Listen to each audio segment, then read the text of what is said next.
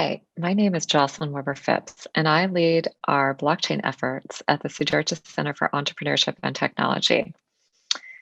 I want to talk to you today a little bit about the blockchain ecosystem here at UC Berkeley and what's next in blockchain and cryptocurrencies. So let me share my screen in a few slides.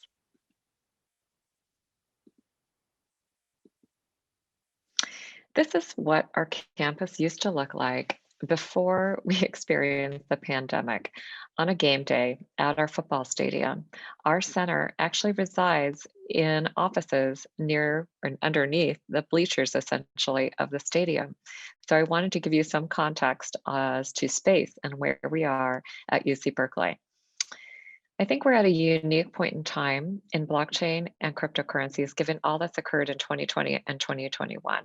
But before we dive into that, let me tell you a little bit about what's happening on the campus virtually for now.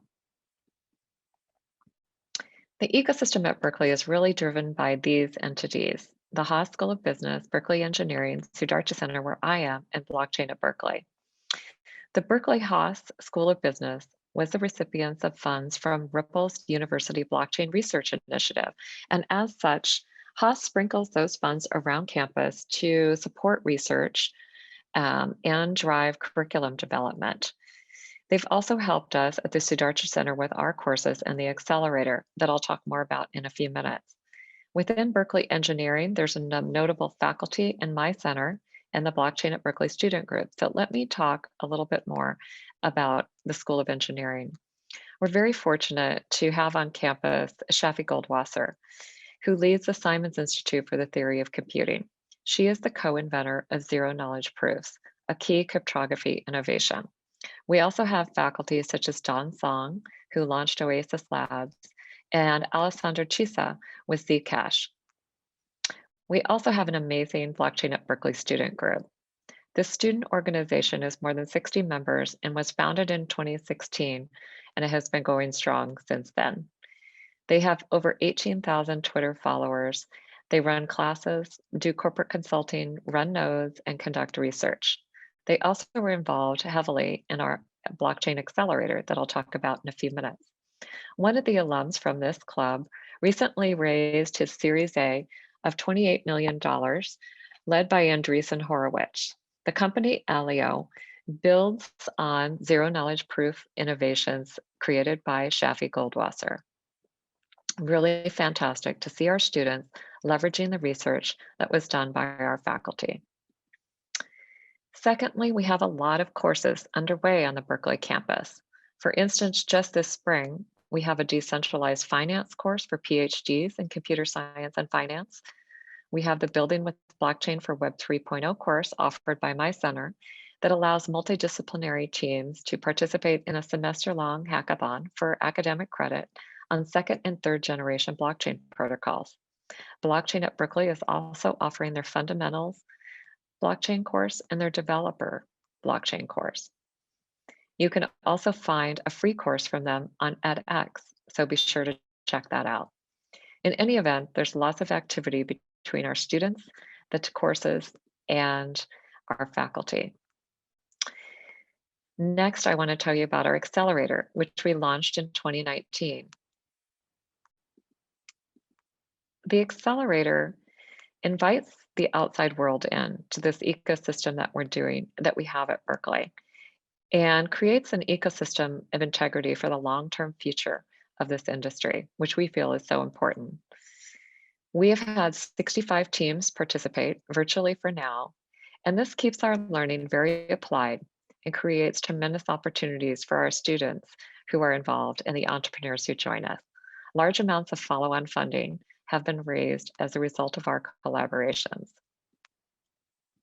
Here are some stats on the Xcelerator that you can look at more closely by pausing. And here are some of the key stakeholders that participate in the Xcelerator.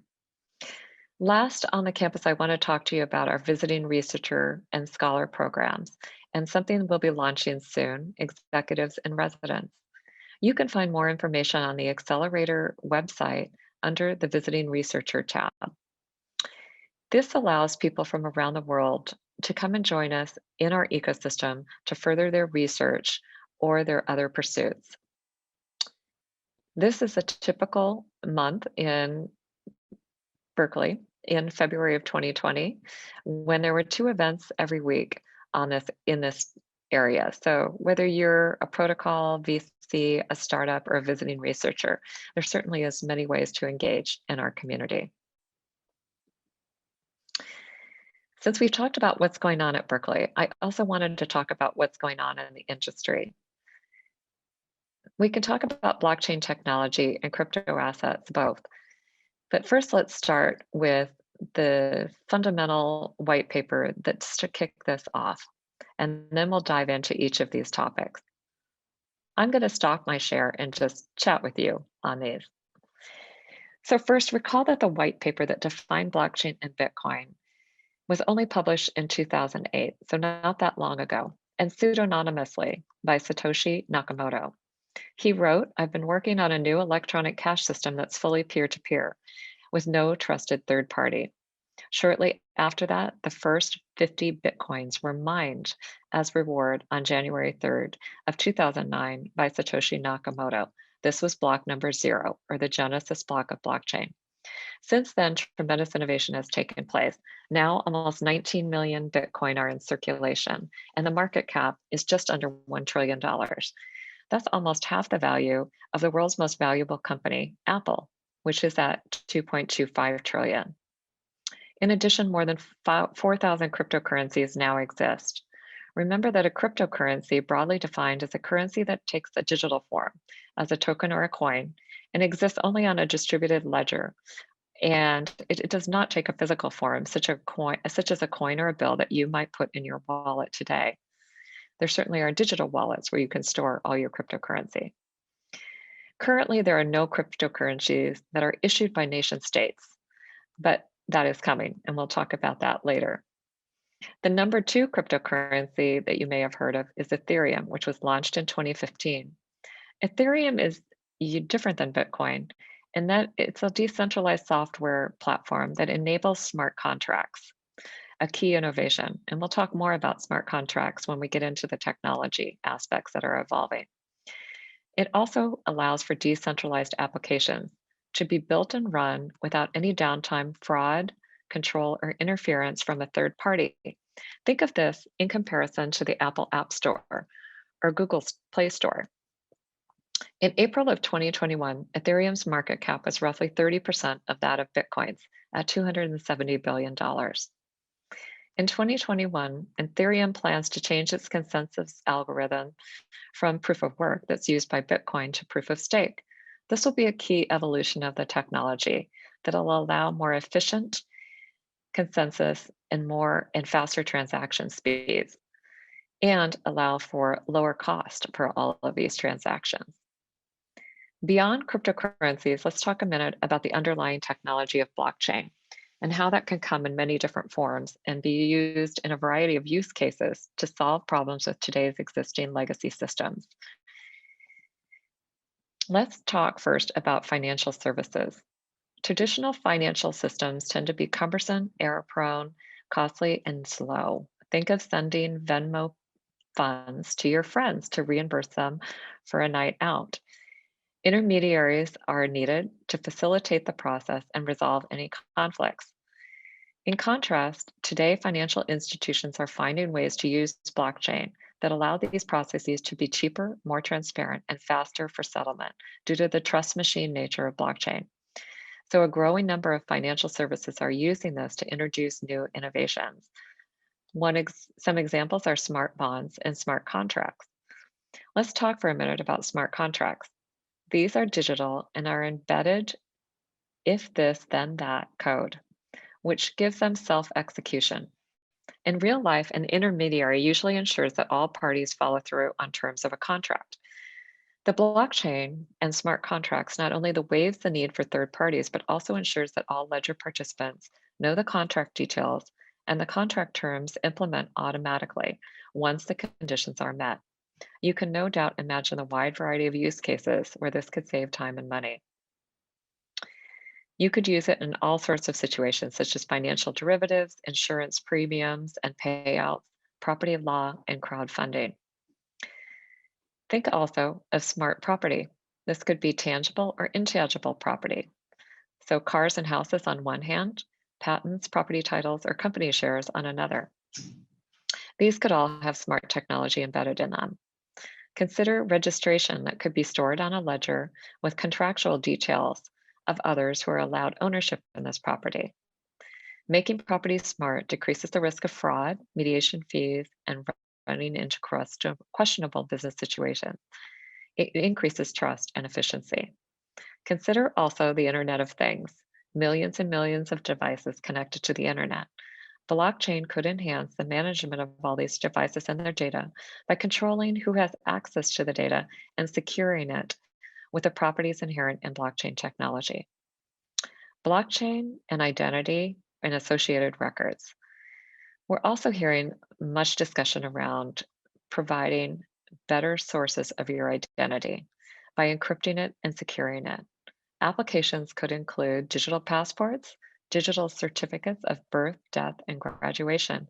Anything that provides identification of you and your associated history could be stored on a blockchain, enabling more efficient and permanent records that are easily accessible. You will appreciate this if you've ever tried to keep track of or locate your own birth certificate. So, given all this tremendous innovation taking place, what's going to happen next? That's always on everyone's mind. Certainly, the biggest buzz in the last 9 months has been around decentralized finance, and part of that is stablecoins. So, we'll touch on those. We'll also talk about central bank digital currencies and NFTs and metaverses. First, on DeFi. DeFi has the potential to create a decentralized suite of financial products that anyone in the world can have low-cost access to, regardless of nationality, ethnicity, or faith. This aspect makes the implications for those in some countries very compelling, as those without state infrastructure and state identification can get access to things that previously were unavailable, such as bank accounts and loans. Today, it appears that DeFi, with all of its momentum, will push legacy centralized financial institutions to innovate more quickly. And it's likely we'll get to some hybrid solutions, some regulated middle ground that provides improved efficiencies and access for all. But today, it's a bit of the wild, wild west in DeFi, as it's early and much learning needs to occur before we reach stable maturity. Ethereum plays a key role in this, of course, as the primary platform where all of decentralized finance is taking place. But as I mentioned, it's expensive today with its proof of work consensus approach. This will evolve over the next year as they move to proof of stake. But we're also seeing DeFi emerge on second and third generation protocols such as Polkadot. So, what has happened in decentralized finance is the emergence of stablecoins. Stablecoins are cryptocurrencies that are tied to fiat currencies, such as the US dollar. And a variety of private consortiums have emerged that provide these stablecoins. One of them is the USDC, or US dollar coin, that is backed by a private consortium and has US dollars in reserves as backing. So for every dollar of USDC, there is a dollar deposited in a bank to back up that virtual asset. Central banks around the world are rushing to keep pace with this innovation and create their own form of digital currencies tied to their fiat currencies so that a private stablecoin does not circumvent US or government control. Another one to watch is Facebook's created consortium around Diem, which is another stablecoin solution that will be tied to fiat currencies. We expect to see Diem launched sometime early in 2021. In terms of central banks, China appears to be leading among them with its DCEP, digital currency electronic payment. It's already actually being piloted in different parts of China. And what about NFTs, or non-fungible tokens, that have been the buzz in the art world of late? Non-fungible tokens provide a means for a permanent record on a blockchain of unique ownership of a digital item, and the item is therefore not interchangeable. A Bitcoin is interchangeable with another Bitcoin, but an NFT is not interchangeable with another NFT. The NFT could be a representation for digital art, music, or even a tweet. Now, there may be multiple copies of that digital item, but the unique ownership of the original digital item is recorded publicly on the blockchain for all to see. Jack Dorsey, the founder of Twitter, recently sold an NFT of his autographed first tweet for just under $3 million in March of this year, when cryptocurrencies were at their peak. While talking about NFTs, it's also worthwhile to mention metaverses, another new trend that's emerging strongly in crypto and blockchain. The metaverse is a collective shared virtual space that is created when the physical realm converges with the virtual realm and includes virtual reality, augmented reality, and the internet. Decentraland is the most notable and most established multiplayer role-playing metaverse built on the Ethereum blockchain. While you can never move in or visit physically to Decentraland, you can buy and sell land there, virtual land, and people are making money doing so. But of course, proceed with caution. Again, this is a bit like the Wild Wild West, still being developed. Another interesting aspect of metaverses is working in them. Today, in Decentraland, there's a casino where you can work as a host. And seriously, this is a real job. Also, NFTs could play an important role in these metaverses. Imagine a place where you could showcase your digital art or place it in a virtual museum and charge an entry fee in cryptocurrency. Certainly, tremendous amount of innovation taking place today in blockchain, digital currencies, and digital assets. So thank you for listening in today.